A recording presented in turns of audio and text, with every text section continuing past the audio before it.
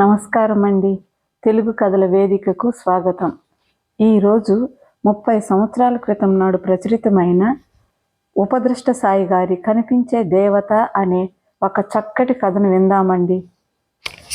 మా అమ్మాయికి అందం లేదా, చదువు లేదా, ఉద్యోగం లేదా, పోనీ మీరడిగిన కట్నం కానుకలు ఇవ్వనన్నానా? లోపం ఎక్కడ ఉందండి? ఆవేదన నిండిన మనసుతో అడిగారు నారాయణరావు గారు. మీరు అడిగినవన్నీ ఉన్నాయి, నిజమేనండి. కానీ నీళ్లు నమిలారు జగదీశ్వరయ్య. చెప్పండి కానీ మళ్ళీ అడిగారు నారాయణరావు గారు. లోపం మీ అబ్బాయే, జగదీశ్వరయ్య చెప్పారు. అంతే. జగదీశ్వరయ్య జవాబుకు తట్టుకోలేకపోయారు నారాయణరావు గారు. అవును, వాడొక మానసిక వికలాంగుడిగా పుట్టడం లోపమే కావచ్చు. అందున ఒక ఆడపిల్లకు తమ్ముడుగా పుట్టడం మరింత లోపం కావచ్చు. కానీ ఆ పిల్ల చేసిన పాపం ఏమిటి? అలాంటి తమ్ముడికి అక్క కావడమా? పోనీ తన కొడుకుకు మాత్రం ఏం చేస్తాడు? 90% మెదడు దెబ్బతిన్న నిస్సహాయుడు వాడు. మాటలు రానివాడు, నిలబడలేడు, నడవలేడు. తనకేం కావాలో చెప్పలేడు. ఆహారం ఆకలిని బట్టి టైంకి అంత పెట్టాలి. అంతా పడక మీదే. అప్పుడప్పుడు బెడ్షీట్స్ కూడా మార్చాలి. జబ్బు చేసినా, చీమ దోమ కుట్టినా వాడి ఏడుపును బట్టి మనమే వాడి సమస్యను కనుక్కొని పరిష్కారం చెయ్యాలి. ఒక విధంగా చూస్తే వాడిని ఒక కంట చూసుకోవాలి ఎప్పుడు. కానీ అంత మాత్రాన వాడి వల్ల అక్క పెళ్లి జరగకూడదా?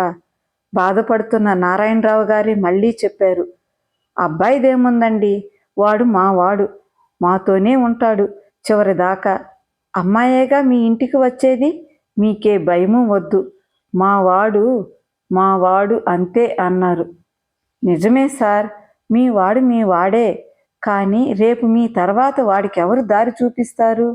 పోనీ మీకు ఇంకా 2-3 పిల్లలున్నారా అంటే అది లేదాయే. మీ తర్వాత అబ్బాయిని ఏ వికలాంగుల సంక్షేమ కేంద్రంలో చేర్చినా వాడి బాగోగులు చూసుకునే బాధ్యత అక్కగా ఆ అమ్మాయి చెయ్యక తప్పదు. మా వాడి ఉద్యోగం బదిలీ అయితే అప్పుడు సమస్యలు తలెత్తుతాయి. అంత్యనిష్ఠూరం కన్నా ఆదినిష్ఠూరం మంచిది నారాయణరావు గారు. మీరు మరోలా అనుకోకుండా వేరే సంబంధం చూసుకోండి అని నిర్దాక్షిణ్యంగా చెప్పి వెళ్ళిపోయారు జగదీశ్వరయ్య. కుప్పగా కూలిపోయారు నారాయణరావు గారు. జాలిగా తండ్రిని చూసింది నీరజ. ఎన్నోసార్లు తండ్రితో చెప్పింది నీరజ, నాన్న, నా కోసం సంబంధాలు వెతక్కు. అన్నీ ఉన్న ఆడపిల్లలకే వంకలు పెట్టే రోజుల్లో ఒక మానసిక వికలాంగుడి అక్కగా ఉందంటే మరిన్ని వంకలు పెడుతుంది ఈ సమాజం.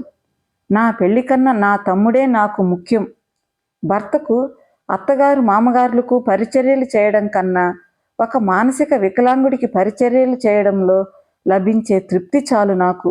సుఖమైన దుఃఖమైన మనం తీసుకునే విధానంలో ఉంది.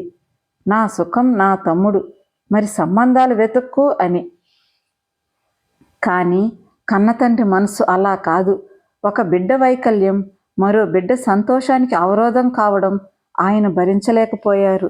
ఎలాగైనా కూతురు పెళ్లి చేసి తన కొడుకుతో చివరిదాకా ఉండి అంత్యకాలంలో వాడిని ఏ సంక్షేమ కేంద్రంలోనో చేర్చివేయాలనుకున్నారు ఆయన. కానీ ఆడపిల్ల పెళ్ళి అన్నీ బాగున్నప్పుడే సమస్యగా ఉన్న రోజుల్లో ఒక వికలాంగుడికి అక్క అయిన పిల్ల అంటే ఆ సమస్య మరింత పెద్దదయింది. ఎన్నో సంబంధాలు రావడం పోవడం జరిగాయి. ఈ తతంగాలు ఆగలేదు. నీరజ ఒప్పుకోకపోయినా 2 సంవత్సరాలు దొర్లాయి. నారాయణరావు గారు మానసిక క్షోభతో మంచం పట్టిపోయారు. ఆయన కన్నా ముందే భార్య పోయింది. నీరజ తమ్ముడు నరేష్ బరువు బాధ్యతలు స్వీకరించింది. ఒక మానసిక వికలాంగుల సంక్షేమ కేంద్రంలో తమ్ముడితో పాటు తను చేరింది. అక్కడే స్పెషల్ ఎడ్యుకేటర్గా పనిచేసేది. అటు తమ్ముడితో పాటు ఆ కేంద్రంలోనే ఉంటూ తన తమ్ముడు లాంటి మరికొందరు పిల్లలకు కూడా పరిచర్యలు చేస్తూ మానసిక తృప్తిని పొందేది. జీవితం అంటే కేవలం జీవించడం కాదు, దానికి ఒక సార్థకత కావాలి. ఒక మంచి గృహిణిగా లేదా మంచి టీచర్గా, ఇంకా ఎన్నో రకాల ఉద్యోగ వ్యాపకాల ద్వారా తమ జీవితాన్ని సార్థకం చేసుకుంటారు కొందరు. పరోపకారం చేస్తూ తృప్తిని పొందుతూ జీవితాన్ని సార్థకం చేసుకుంటారు మరికొందరు. ఒక మంచిని చేసినప్పుడు ఆ మనసు పొందే తృప్తి అమూల్యమైనది. ఆ మనసు అప్పుడు సార్థకత పొందుతుంది. నీరజ కూడా తన జీవితంలో అందరిలా లేకపోయాననే బాధపడేది కాదు. తన జీవితం ఒక ఉత్తమ లక్ష్యాన్ని సాధిస్తుందని గర్వపడేది, తృప్తిపడేది. కాలగమనంలో మరో 6 సంవత్సరాలు దొర్లిపోయాయి. 90% మెదడు దెబ్బతినడం వల్ల నరేష్కు ఫిట్స్ ఎక్కువగా వచ్చేవి. శ్వాస పీల్చడం ముఖ్యంగా చలికాలంలో చాలా కష్టమయ్యేది. అలా ఆరోగ్యం కూడా దెబ్బతిన్న నరేష్ ఒక రాత్రి కన్నుమూశాడు. ఎవరి కోసం తన జీవితాన్ని త్యాగం చేసిందో ఆ వ్యక్తి కూడా లేకపోవడంతో నీరజ ఒంటరి మనిషి అయిన మానసిక వికలాంగుల సంక్షేమ కేంద్రంలోని అందరూ అబ్బాయిలు తన తమ్ముళ్లే అనుకునే భావన తెచ్చుకుంది. మెల్లగా మరో 2 సంవత్సరాలు దొరలడం నీరజ ఆ సంక్షేమ కేంద్రానికి డైరెక్టర్ కావడం జరిగింది. ఒకరోజు నీరజను చూడడానికి ఎవరో వచ్చారని పిఏ చెప్పడంతో వాళ్లను లోపలికి రమ్మనమని చెప్పింది నీరజ. మరో 2 నిమిషాలలో లోపలికి వచ్చిన వారిని చూసి ఆశ్చర్యపోయింది కూడా. వచ్చిన వాళ్ళు కూడా నీరజను ఆ స్థానంలో చూసి ఆశ్చర్యపోయారు. మరికొద్దిసేపట్లో ఇద్దరూ తేరుకున్నారు. జగదీశ్వరయ్య తన మనమరాల్ని నీరజకు చూపించి వివరంగా ఆ పిల్ల గురించి చెప్పాడు. జగదీశ్వరయ్య కొడుకు కోడలు మౌనంగా నిల్చున్నారు. వాళ్లను కూడా కూర్చోమని చెప్పిన నీరజ జగదీశ్వరయ్య మనుమరాల్ని దగ్గరకు తీసుకుని లాలనగా తలనిమిరి, ఈ పిల్ల గురించి బాధపడకండి, దీని బాధ్యత మాది, మేము చూసుకుంటాం. హాస్టల్లో అడ్మిట్ చేసినా సరే, లేక రోజూ పంపించినా సరే అని ఆ సంక్షేమ కేంద్రం నిబంధనలు వివరించింది.